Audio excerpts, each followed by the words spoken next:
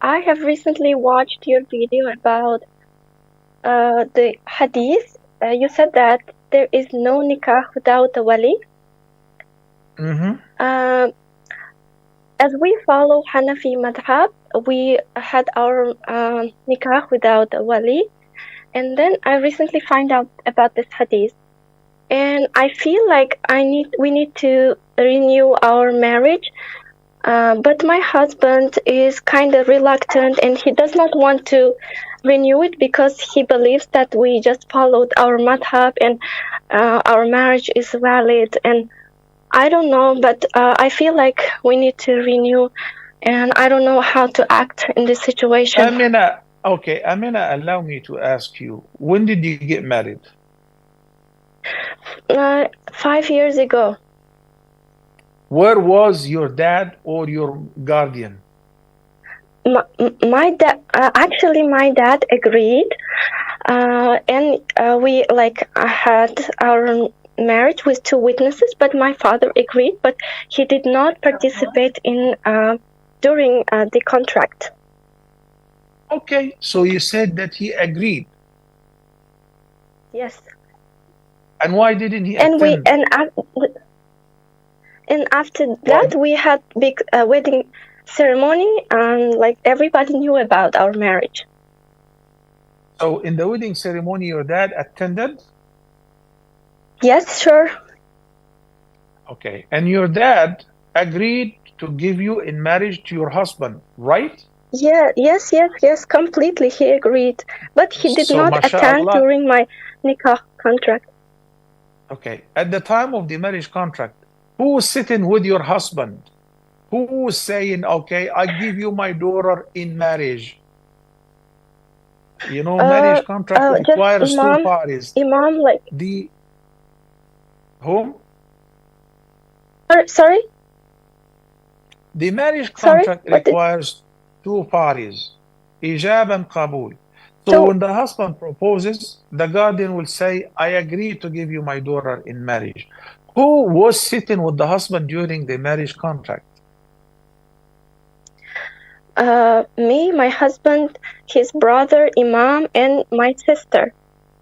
Wonderful. So the Imam was the one who's processing the marriage contract and said, I give you her in marriage. And the Imam got the consent of your dad? Imam said, did you accept her as a wife to my husband? And he said yes, and I said accept.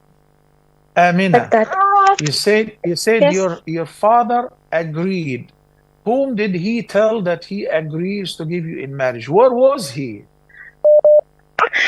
He was in the house actually, but nobody told us about those things. Our Imam also did not say anything.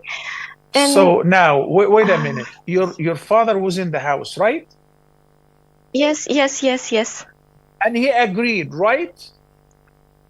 Yes, he agreed. Then your marriage is valid. Your marriage is valid. Let me break it down for you. So the hadith which says لا نكاح إلا بولي وشاهدي عدل is a sound hadith. And it is narrated by the mother of the believers, Aisha radiallahu anha. And it simply means there is no valid marriage contract without the consent of the wali, the guardian, and the presence of 2 male Muslim just witnesses.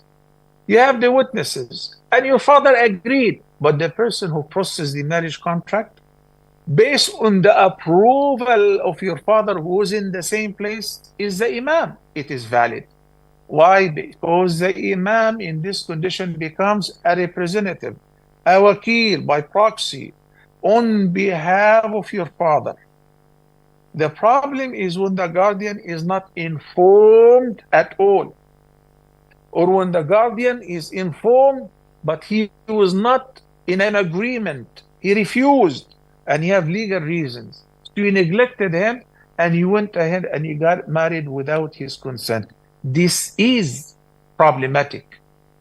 But you said your father agreed. He attended the wedding. He attended the marriage contract. He was in the house when the Imam was processing the marriage contract. This is called an approval from the guardian, who is your father. And in the future, my beloved sisters and brothers, Allah appointed a guardian for your own sake, for the sake of the girl who's about to get married. So, in order to investigate, to check out the background of the groom, to find out about him, and also to secure your future right as a wife. So, he should be involved from the beginning. That is his role. Not to sit and eat halwa and say, Bismillah, congratulations. May Allah bless you. If you don't feel comfortable, it's very simple. Your father is there. You just need to bring 2 witnesses and do it again. It's very simple and affordable. Barakallah fikum.